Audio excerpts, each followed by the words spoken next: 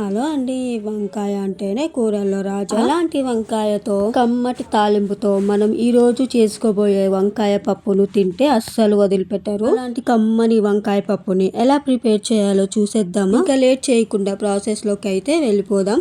ముందుగా కందిపప్పును నీట్గా వాష్ చేసి పెట్టుకున్నాను. వాష్ చేసుకున్న తర్వాత ఇందులో కట్ చేసి పెట్టుకున్న టమాటోస్ అయితే వేసేసుకున్నాను. తర్వాత ఇందులో ఉసిరికాయ అంత సైజ్ లో చింతపండు అయితే వేసేసుకున్నాను. అలాగే ఇందులో 3 వెల్లుల్లి రెబ్బలను దంచుకొని ఇందులో వేసేసుకున్నాను. తర్వాత ఇందులో సరిపడా కారం అయితే వేసేసుకుంటున్నాను. నేనైతే ఇందులో 2 టేబుల్ స్పూన్స్ అయితే కారం వేసేసుకున్నాను. కారం వేసుకున్న తర్వాత ఇందులో సరిపడా పసుపు అయితే వేసేసుకున్నాను. అలాగే ఇందులో సరిపడా కల్లుప్పు అయితే వేసేసుకున్నాను. నేనైతే 2 టేబుల్ స్పూన్స్ అయితే వేసేసుకున్నాను. మీరు కల్లుప్పు లేకపోతే సాల్ట్ అయినా వేసుకోవచ్చు. అలాగే ఇందులో మెంతాకు కూడా వేసేసుకుంటున్నాను. మెంతాకు వేసుకోవడం వల్ల టేస్ట్ చాలా బాగుంటుంది. మెంతాకు వేసుకున్న తర్వాత పొడుగ్గా కట్ చేసి పెట్టుకున్న వంకాయ ముక్కలు అయితే వేసేసుకున్నాను. అన్ని వేసేసుకున్న తర్వాత ఇందులో వాటర్ అయితే వేసేసుకుంటున్నాను. నేనైతే 2.5 గ్లాసెస్ అయితే వాటర్ వేసుకున్నాను. వాటర్ వేసుకున్న తర్వాత ఇదంతా ఒకసారి బాగా కలిసేలాగా మొత్తం కలిపేసుకోవాలి. చూసారు కదా, ఇదంతా ఎంత చక్కగా కలిసిపోయిందో. ఇప్పుడు కుక్కర్ మూత పెట్టేసుకొని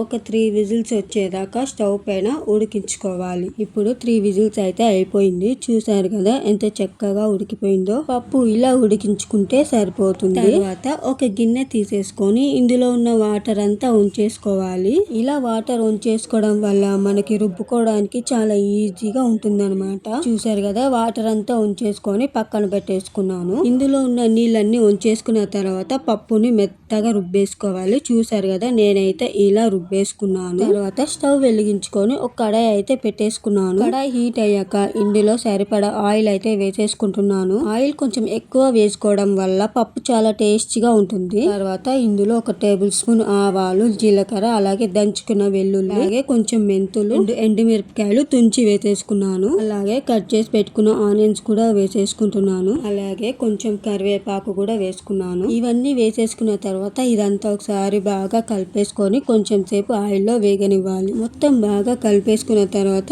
ఇలా గోల్డెన్ బ్రౌన్ కలర్ లో వచ్చేదాకా వేగనివ్వాలి. ఆనియన్స్ ఇలా బ్రౌన్ కలర్ లో వేగిన తర్వాత తాలింపు వేసుకుంటే పప్పు చాలా టేస్టీగా ఉంటుందన్నమాట. ఇలా వేగిపోయిన తర్వాత ఇందాక రుబ్బు పెట్టుకున్న పప్పు ఉంది కదా, అది ఇప్పుడు ఇందులో వేసేసుకోవాలి. రుబ్బుకున్న పప్పు ఇందులో వేసేసుకున్న తర్వాత ఇదంతా ఒకసారి బాగా మిక్స్ చేసేసుకోవాలి. అంతేనండి, ఎంతో టేస్టీ అయిన వంకాయ పప్పు రెడీ అయిపోయింది. Please subscribe. Thanks for watching.